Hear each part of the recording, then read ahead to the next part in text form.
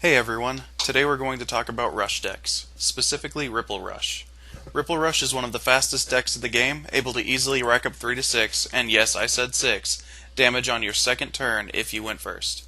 I'll show you a little bit about how it works with this example video of me playing it. Ideally, you're going to want to be going first so that you can attack a lower power Vanguard. This is where the deck is going to shine the most.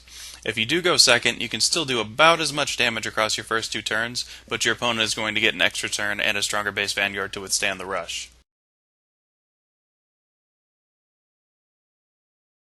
As you see here, I was able to hit the grade 3 Ripple when I rode Silent Ripple Stilletto.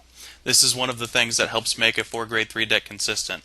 While the goal isn't to hit grade 3 turn 3 every single game, having that added chance to hit it helps out immensely in situations like this one.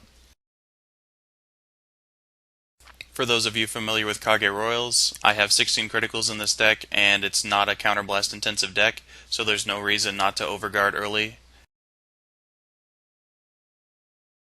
And right here, I'm writing the key card of the deck, Rising Ripple Baurus. His effect is, if he hits a Vanguard, you can stand 1 unit and give it 3,000 power. This makes cards like Twin Strike Brave Shooter 15,000 power without a trigger. This is a little ridiculous, but it's also why this deck is as effective as it is.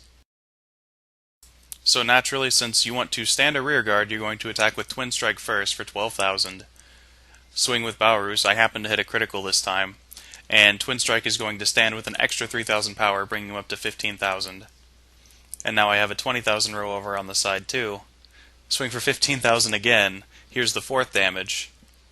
And even though he hit 2 triggers, it's still not enough to keep me from doing all of this pressure. They decide not to guard that last swing, and all of a sudden they're at 5 damage on the first turn. And that is how this rush works.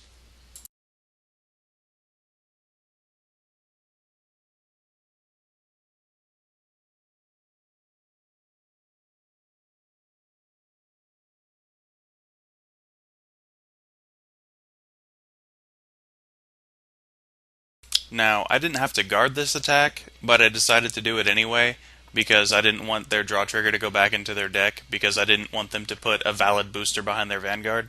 A 4K booster, they can keep it there as long as they want. And I guarded this one to avoid all of the soul swapping shenanigans. And all of a sudden, here we are in turn 3. My opponent has 5 damage, I have 0.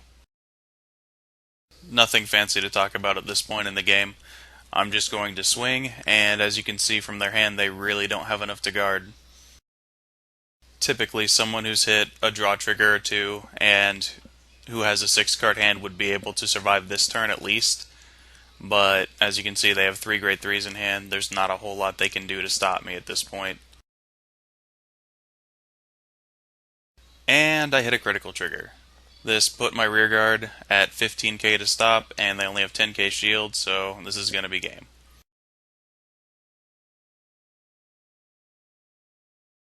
For the actual deck list, of course we're running the starter, Alex, and the 16 criticals like I mentioned before. We're also going to be running 2 Paschal, just in case. I'm running 1 Shortstop Brave Shooter because I would much rather be running the grade 2. Of course, the Ride Chain, Theo, Eugene, so that you have a chance to swap so that you can potentially do that 1 extra damage. You also have Splash Assult because he can attack for 9k. It makes him a more versatile unit for the deck because he can both boost and swing for a lot. Basil, of course, is going to be one of your preferred grade 2s because he can swing for 10k and then swap with the unit behind him. Baurus, of course, is going to be your primary Vanguard for most of the game. You don't have to hit grade 3 because his effect is just so strong that you don't need it. Twin Strike Brave Shooter is of course the 12k beater, and Genovious is there in case the game happens to run late.